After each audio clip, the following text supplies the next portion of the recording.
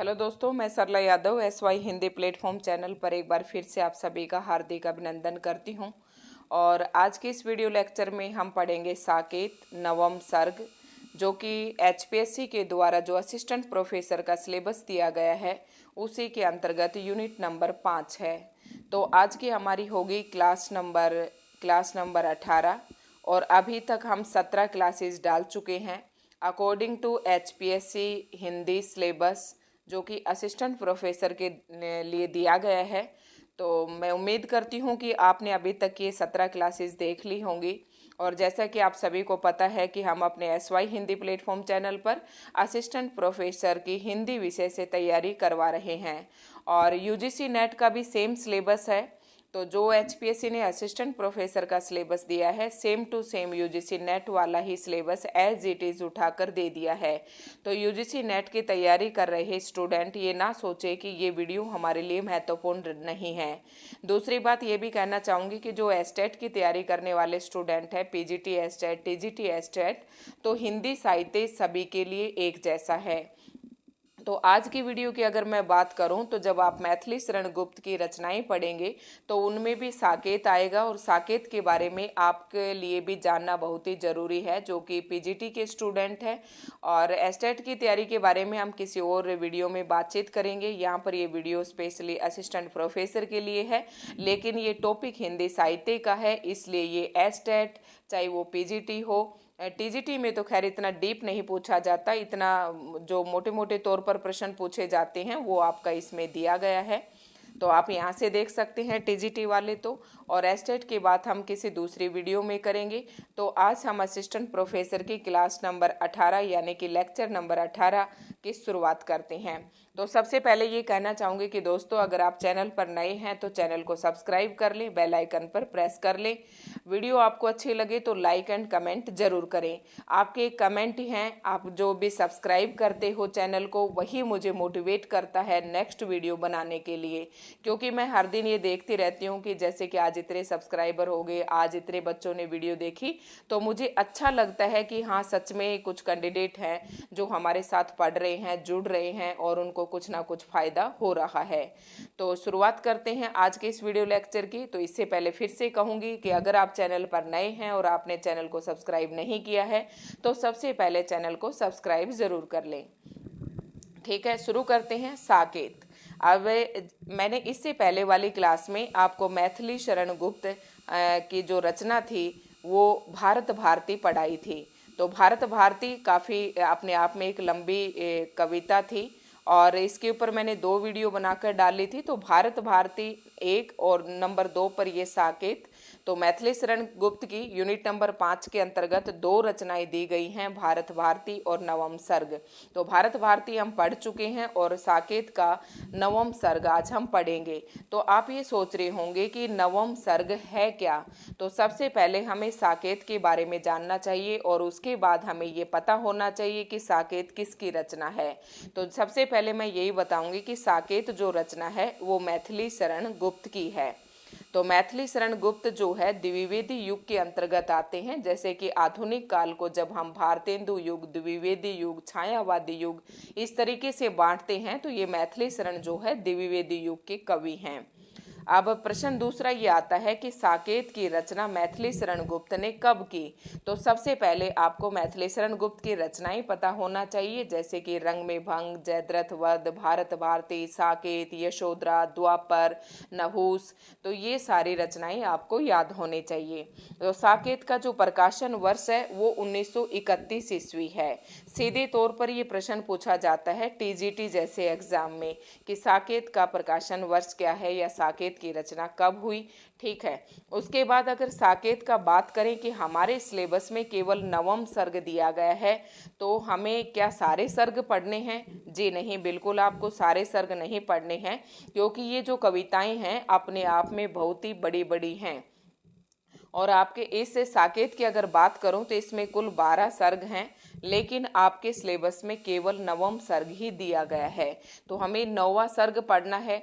दूसरा जो साकेत का, अब सब बच्चे अधिकतर, जैसे सभी तो नहीं कह सकती, लेकिन कईयों के मन में ये रहता है कि जैसे कि इसकी कथा वस्तु किसी उपन्यास या कहानी की तरह होती होगी, तो ये एक कहानी की तरह नहीं है, ये पद्य के रूप में है, ये कविता की फॉर्म में आपके सिलेबस में दी गई है। ठीक है, तो ये एक काव्य रचना है, मैथिली शरण गुप्त जी के द्वारा लिखी गई काव्य रचना है साकेत, और इसका नवम सर्ग हम पढ़ेंगे। तो सबसे दूसरा महत्वपूर्ण प्रश्न है, एक स्क्रीनिंग के लिए आपको ध्यान रखना है कि जो असिस्टेंट प्रोफेसर का जब स्क्रीनिंग होगा तो उसमें इसी प्रकार के प्रश्न पूछे जाते हैं कि साकेत का प्रकाशन वर्ष कब है, तो 1931। दूसरा प्रश्न ये बनता है कि साकेत में कुल कितने सर्ग हैं, तो साकेत में 12 सर्ग हैं। और साकेत एक विधा के मतलब काव्य के दृष्टिकोण से किस प्रकार का काव्य है, तो ये महाकाव्य है। एक कई तरीके के होते हैं, प्रबंध काव्य, महाकाव्य, खंड काव्य। तो ये मैंने पीछे की कई सारी वीडियोस में या एक स्पेशल वीडियो के बारे में भी शायद मैंने इनके बारे में बता रखा है। काव्य के जब रूप हम पढ़ते हैं, काव्य के जब प्रकार पढ़ते हैं, तो उसमें आता है। ठीक है। तो ये 12 सर्गों में विभक्त महाकाव्य है। इसका जो नवम सर्ग आपके सिलेबस में दिया गया है, ये स्पेशल जो है लक्ष्मण की पत्नी उर्मिला के विरह वर्णन से संबंधित है। अब ये आप सोच रहे होंगे कि उर्मिला कहाँ से आ गई, तो आपने रामायण का नाम तो शायद सभी ने सुना होगा। तो रामायण के जो मुख्य पात्र हैं, जैसे राम, लक्ष्मण, भरत, शत्रुघ्न, तो राम की पत्नी सीता और लक्ष्मण की पत्नी उर्मिला। तो आप जैसे कि देख रहे होंगे कि रामायण के अंतर्गत क्या था कि रामायण को लेकर तुलसीदास जी ने रामचरितमानस लिखा, और रामायण को लेकर जो आपका भक्ति काल था उसमें कई सारी रचनाएं हुई। ठीक है, लेकिन एक ऐसा पात्र था रामायण के अंतर्गत जिसके ऊपर किसी का ध्यान नहीं गया किसी भी कवि का। ठीक है, तो जब रामायण के अंदर जब वनवास मिल रहा था, तो राम को वनवास मिला, तो सीता ने अपने पत्नी धर्म को प्रमुख बताते हुए राम के साथ वनवास चली जाती है, और भाई धर्म को प्रमुख बताते हुए लक्ष्मण उनकी सेवा के लिए वो भी वनवास चले जाते हैं। लेकिन जब लक्ष्मण चले जाते हैं तो वास्तविक जो विरह है वो किसने सहन किया, तो वो लक्ष्मण की पत्नी उर्मिला ने किया। तो जब रामचरितमानस की भी बात करते हैं तो उसमें भी उर्मिला का जो विरह है वो थोड़ा सा उपेक्षित सा दिखाई देता है, मतलब उसका वर्णन नहीं किया गया। तो एक बार ना महावीर प्रसाद द्विवेदी जी ने अपने जैसे कि आपको पता ही है कि महावीर प्रसाद द्विवेदी जी ने सरस्वती पत्रिका का कार्यभार संभाला था 1903 में। तो उन्होंने ये एक आग्रह किया कि इसके ऊपर लिखा जाए, उर्मिला का जो रामायण का जो उपेक्षित पात्र है उर्मिला, उसके बारे में कुछ लिखा जाए।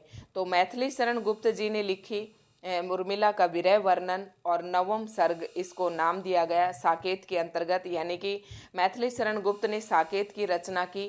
ठीक है, जिसमें स्पेशल जो है उर्मिला के विरह वर्णन को किसके अंतर्गत दिखाया गया है, नवम सर्ग के अंतर्गत। तो आप समझ गए होंगे इसके पीछे की सारी कहानी, बाकी हम सब डिटेल में पढ़ेंगे अभी।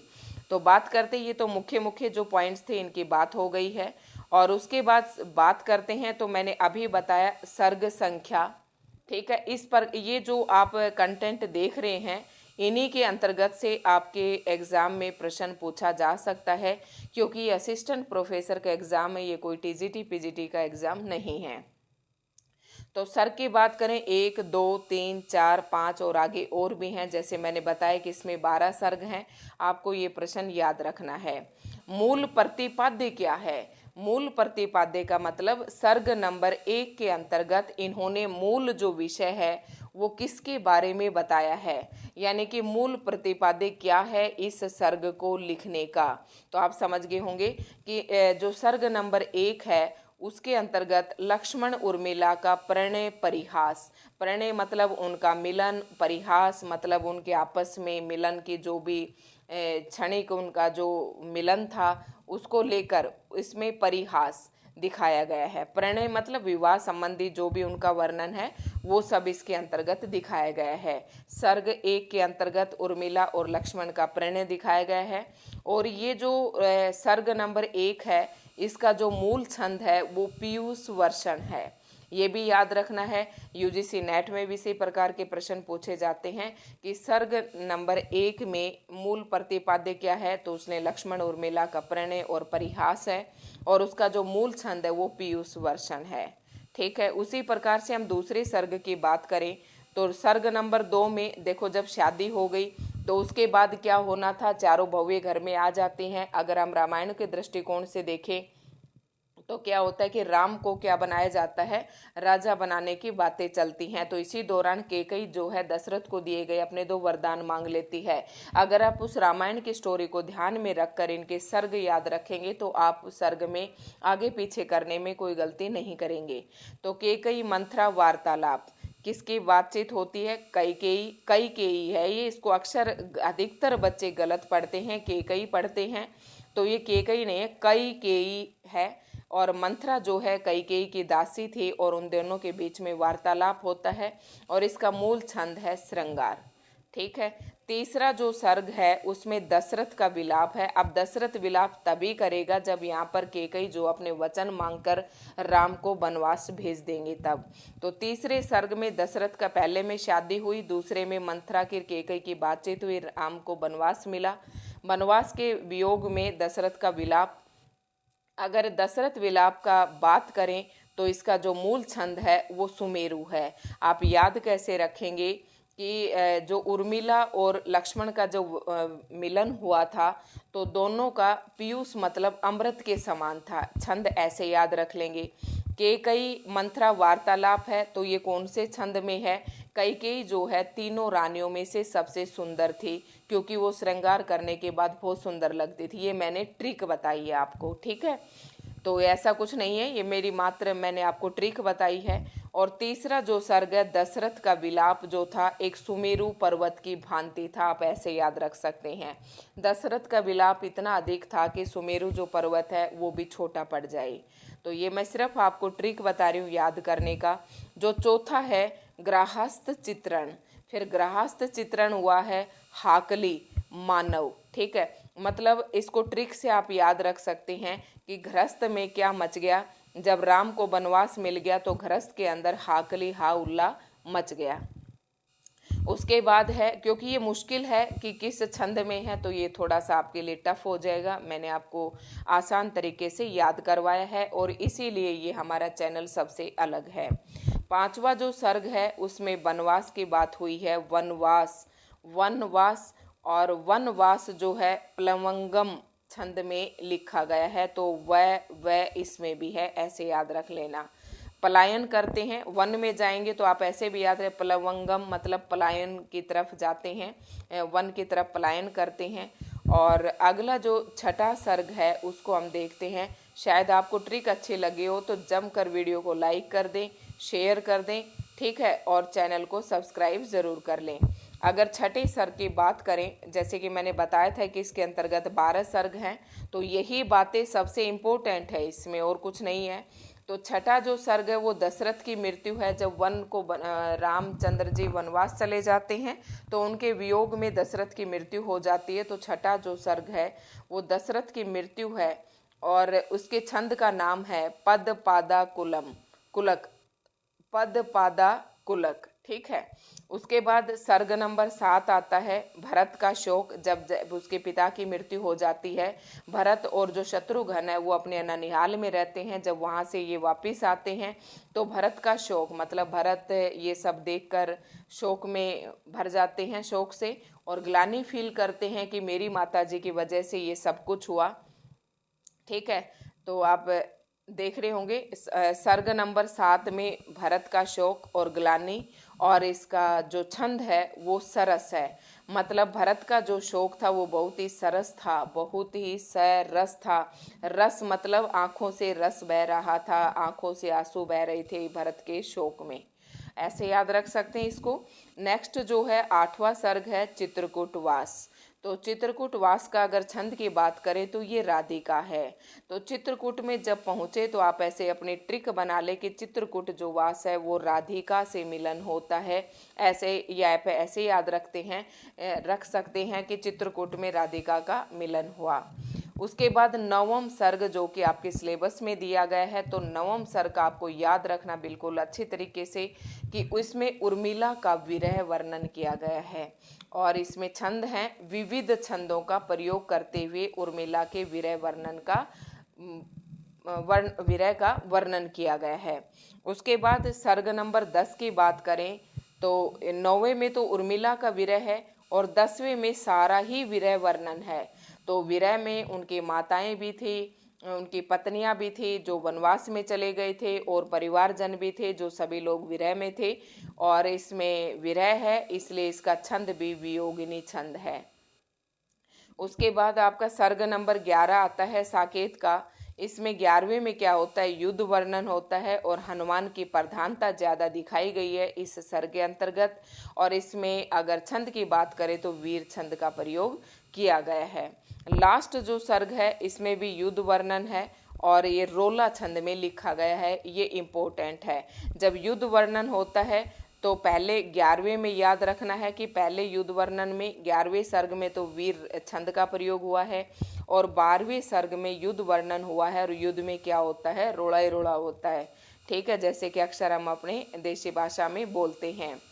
ठीक है, साकेत की अब कुछ महत्वपूर्ण पॉइंट्स हैं जो साकेत को लेकर प्रश्न पूछे जा सकते हैं, अब उन्हीं पर हम चर्चा करेंगे। साकेत के प्रथम 5 सर्ग सरस्वती पत्रिका में प्रकाशित हुए थे। तो याद रखना है कि साकेत के जो पहले 5 सर्ग है, कुल 12 सर्ग में से जो 5 सर्ग हैं वो सरस्वती पत्रिका में प्रकाशित हुए थे। निवेदन में आचार्य महावीर प्रसाद द्विवेदी के लिए क्या कुछ लिखा गया। निवेदन जो शीर्षक था उसके अंतर्गत मैथिली शरण गुप्त ने लिखा और किसके लिए लिखा, आचार्य महावीर प्रसाद द्विवेदी जी के लिए लिखा कि करते तुलसीदास भी कैसे मानस नाद, कि तुलसीदास जी भी रामचरित मानस की रचना कैसे कर पाते, महावीर का यदि उन्हें मिलता नहीं प्रसाद, यदि महावीर प्रसाद द्विवेदी का उन्हें प्रसाद नहीं मिलता। तो ये पंक्तियाँ काफ़ी महत्वपूर्ण हैं क्योंकि इसमें तुलसीदास का नाम आ जाता है और इसमें महावीर प्रसाद का द्विवेदी जी का भी नाम आ जाता है। जब ये पंक्ति पूछते हैं तो इसमें कोई तुलसीदास ऑप्शन टिक करता है, कोई महावीर टिक करता है, लेकिन ये वास्तव में जो पंक्तियां हैं ये मैथिली शरण गुप्त जी के द्वारा कही गई हैं साकेत के अंतर्गत। तो आई होप अच्छे से समझ गए होंगे।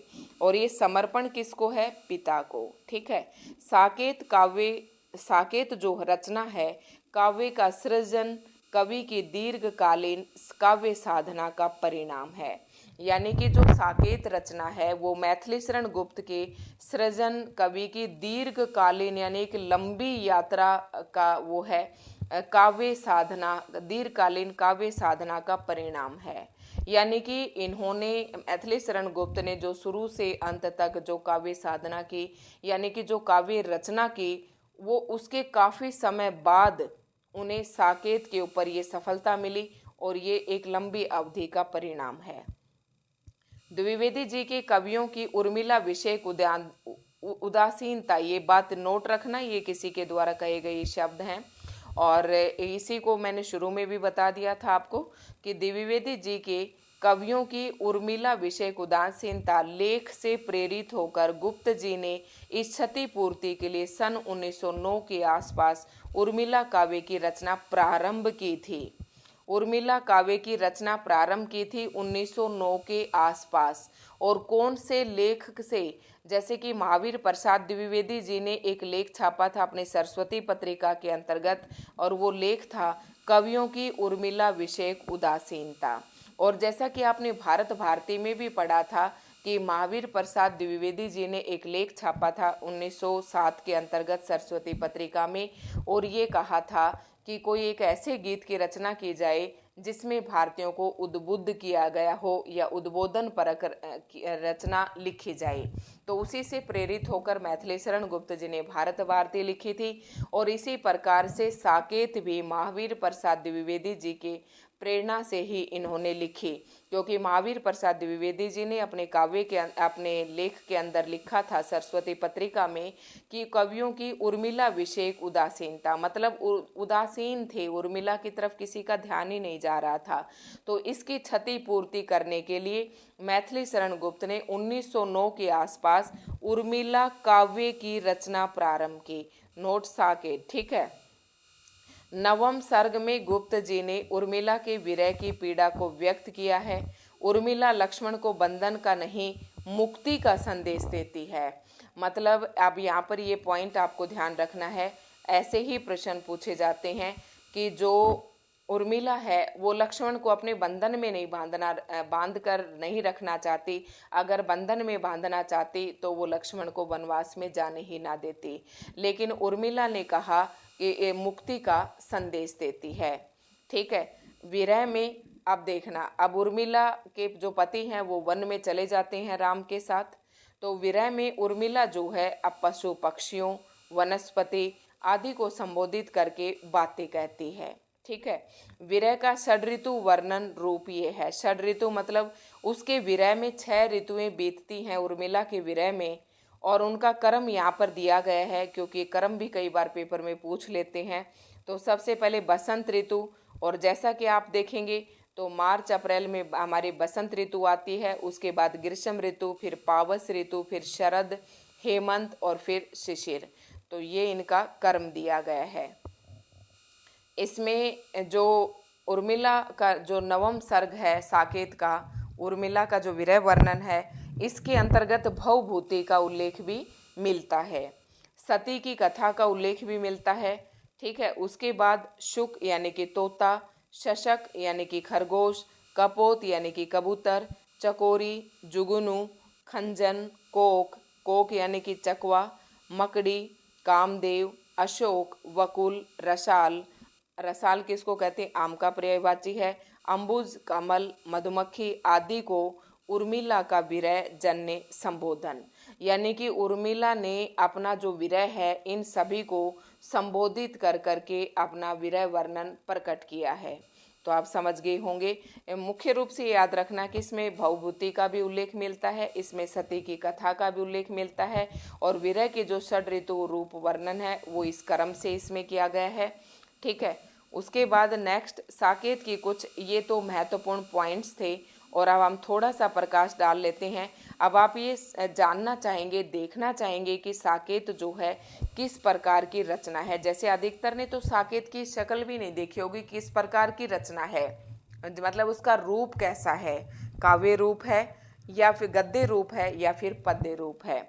तो ये देख सकते हैं आप यहाँ पर साकेत की कुछ महत्वपूर्ण काव्य पंक्तियां हैं। पंक्तियां भी आपके पेपर में पूछी जा सकती है।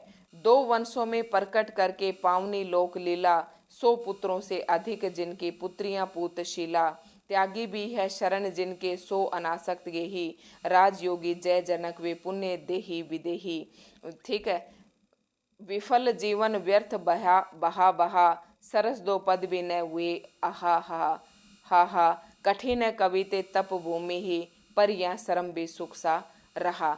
अब ये आप ये कहेंगे कि मैम इनके सरलार्थ, तो अगर मैं इसके सरलार्थ करवाने लगी, मैंने आपको पहले भी बताया था कि इनके सरलार्थ हम तब पढ़ेंगे यूनिट नंबर 5 के, जब शॉर्ट लिस्ट कैंडिडेट हो जाएंगे, क्योंकि पहले हमें स्क्रीनिंग की तैयारी करनी है।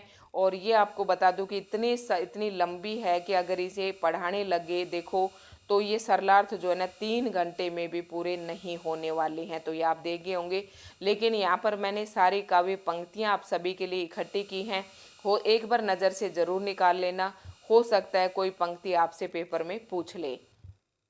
मानस मंदिर में सती पति की प्रतिमा थाप, जलती सी उस विरह में। देखो मानस मंदिर में सती, सती का वर्णन आया है ना इसमें, पति की प्रतिमा थाप मतलब अपने मन के अंदर पति की प्रतिमा को धारण करके जलती सी उस विरह में बनी आरती आप, ठीक है, आरती की तरह खुद जलने लगी।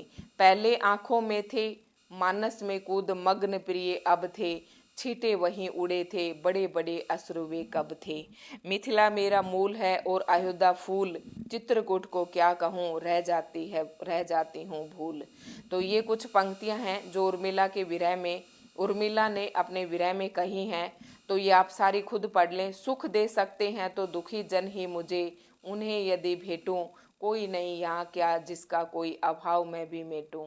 जीवन के पहले प्रभात में आंख खुली जब मेरी, हरी भूमि के पात पात में मैंने हृदय गति हेरी। खींच रही थी सृष्टि दृष्टि ये स्वर्ण रश्मियाँ लेकर, पाल रही ब्रह्मांड प्रकृति थी सैदे हृदय में लेकर। तो ये कुछ पंक्तियां हैं भाई। वेदने तू भी भली बनी, तो ये कुछ पंक्तियां यहाँ पर दी गई हैं, आप देख रहे होंगे। और उसके बाद ये पंक्तियां हैं जो मैंने आपको सारी पंक्तियां यहाँ पर दिखा दी हैं, आप यहाँ से देख सकते हैं। उसके बाद कुछ एक ये पंक्तियां भी हैं, और तो आप देख रहे होंगे, इनको एक बार आप पढ़ लें। ठीक है, वैसे आप गूगल से अगर सर्च करेंगे तो आपको सारी जो काव्य पंक्तियां हैं ये आपको मिल जाएंगी। तो ये सारी मैंने यहाँ पर दिखा दी हैं। और आज की वीडियो में दोस्तों इतना ही है। अगर आपको वीडियो अच्छी लगी हो तो लाइक एंड शेयर ज़रूर करें। यहाँ पर ये लास्ट पंक्तियाँ ख़त्म हो जाती हैं। ठीक है, तो कमेंट करके ज़रूर बताएं।